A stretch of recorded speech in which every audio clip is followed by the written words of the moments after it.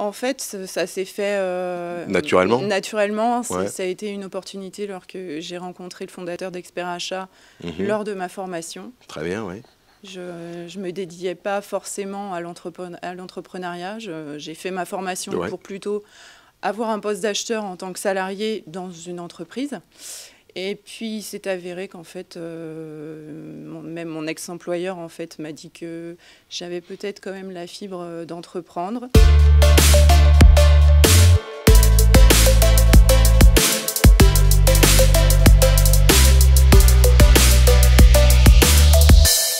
David Chef, CPME Pays de la Loire, Stéphanie Casset, bonjour. Oui, bonjour. Stéphanie, acheteuse. Oui. Bon, ça c'est un métier qui a défrayé la chronique durant ces grandes dernières décennies, être acheteuse. Ça veut dire qu'on achète pour quelqu'un d'autre, c'est ça la règle? On achète pour son entreprise. On achète pour son entreprise, oui. On achète de manière professionnelle. Il y a des formations pour ça. Oui. Et justement, j'ai fait une formation. Savoir acheter. Voilà, comment on achète.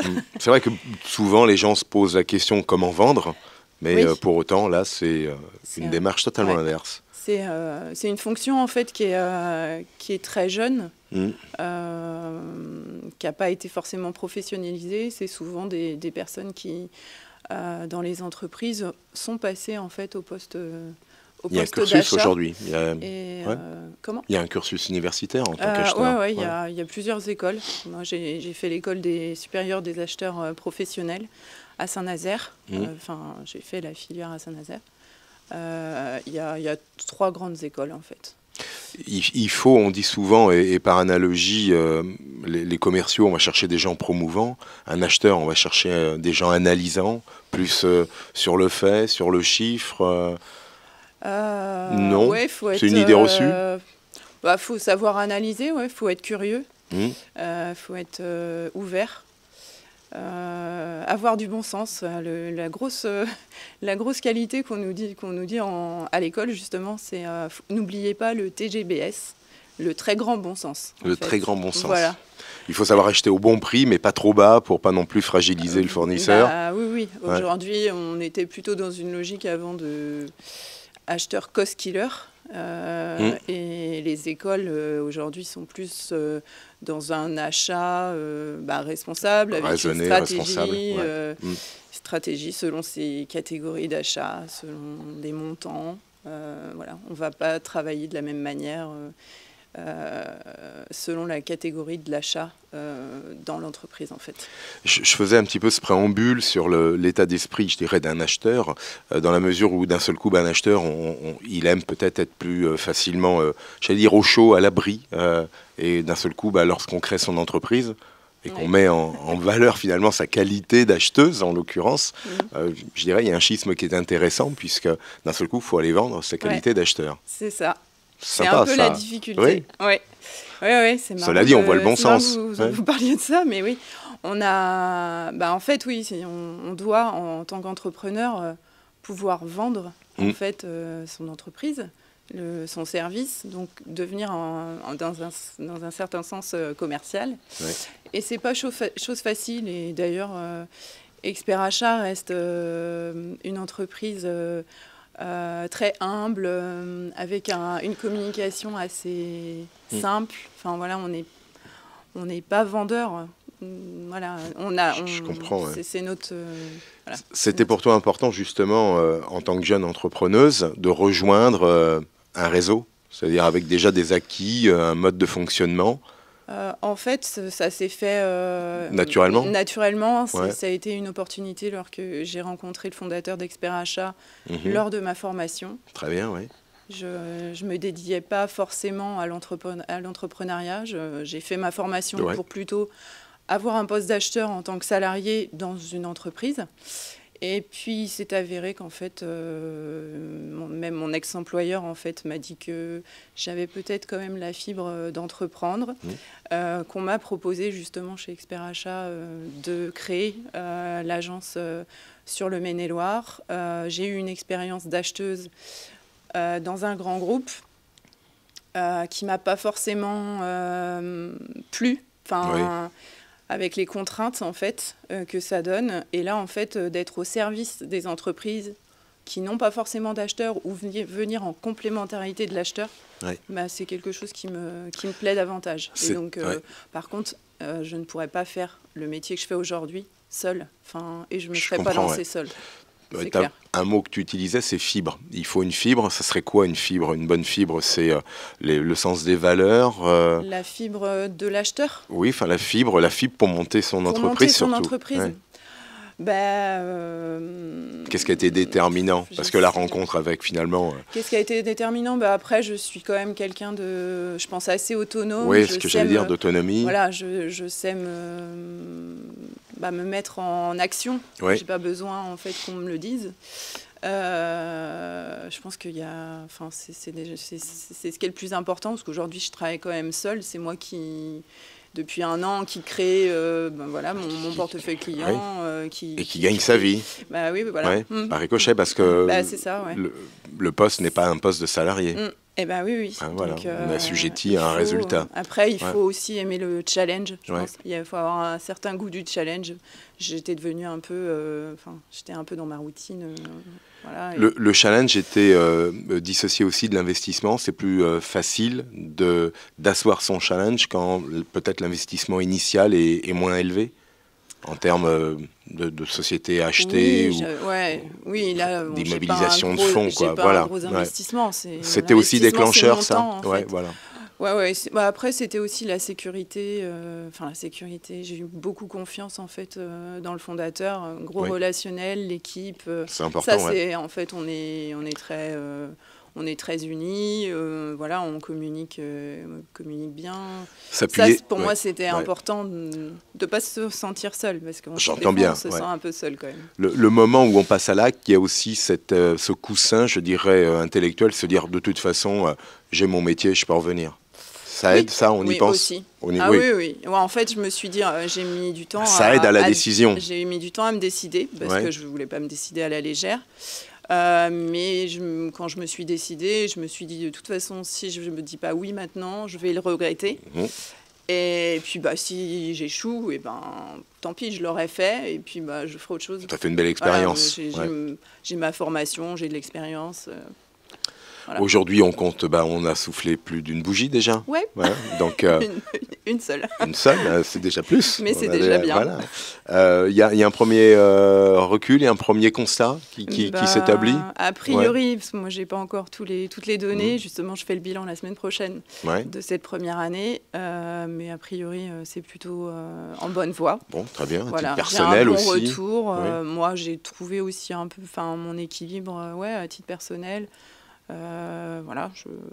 Et puis je sens que ça prend, qu'il y a des besoins dans les entreprises et qu'on me fait confiance, qu'on me sollicite, qu'on me recommande. C'est flatteur et c'est motivant. On parle souvent du temps de travail aussi qui diffère. Oui. C'est vrai?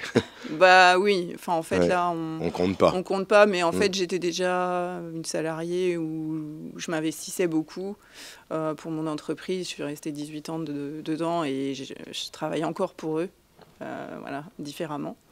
Mais du coup, c'est vrai qu'on compte pas, mais on n'a pas l'impression de travailler non plus. On fait ce qu'on aime. Ouais, c'est important ce rapport au travail. On devient productif quand on est femme chez feu. On produit plutôt que de travailler. Oui. La racine. Moi, je pense pas au travail. On se dit on fait quoi. On fait. Il faut avancer. Je fais ce que j'aime. J'ai trouvé l'équilibre aussi. Cette autonomie, cette indépendance, on arrive aussi un peu à trouver un équilibre entre la vie privée et la vie professionnelle. Ouais, ça c'est important. Ça c'est important. Justement, on parlait d'émulation, une mutualisation finalement de compétences dans expert et achat. Le fait en tant que responsable de la cellule 49, profiter d'une communication collégiale, là aussi un vrai acquis dans l'exercice du quotidien. Oui.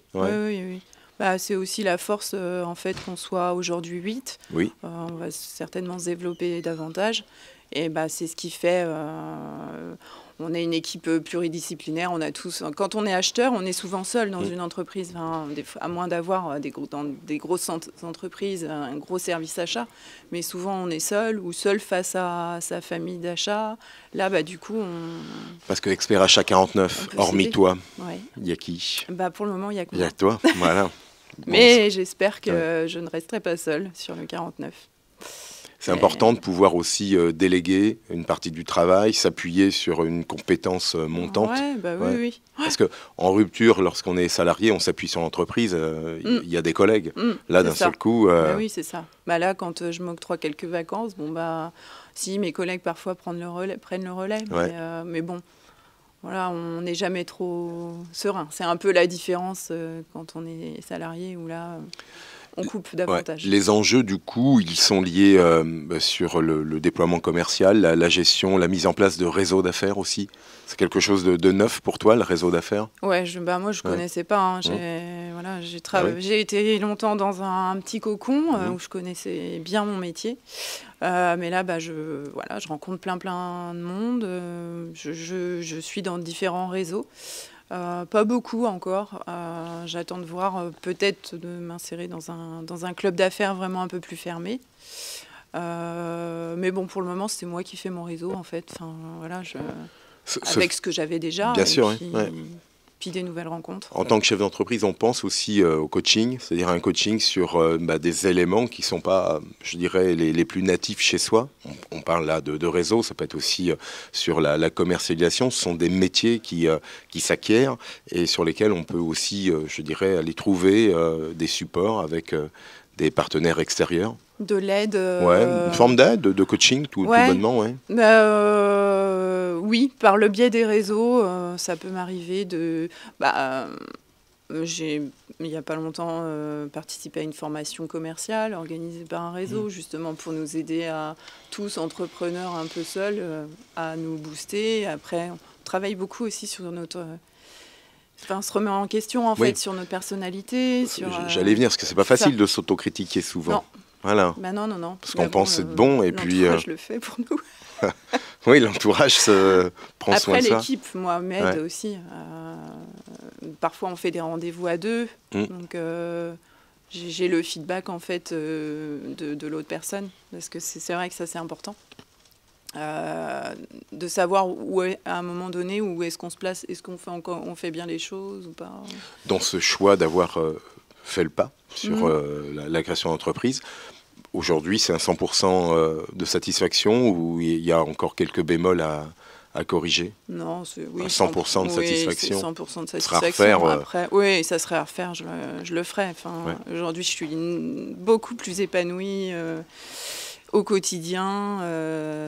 Peut-être aussi parce que je m'étais un peu enfermée dans quelque chose qui me correspondait moins, en fait. Tu sens, et sans être dans le secret, je dirais, de la personne, mais que tu t'es révélé, il y a quelque chose en toi qui existait et qui est encore plus présent aujourd'hui. J'ai mes amis, qui voient bien que... Et ma vie a complètement changé.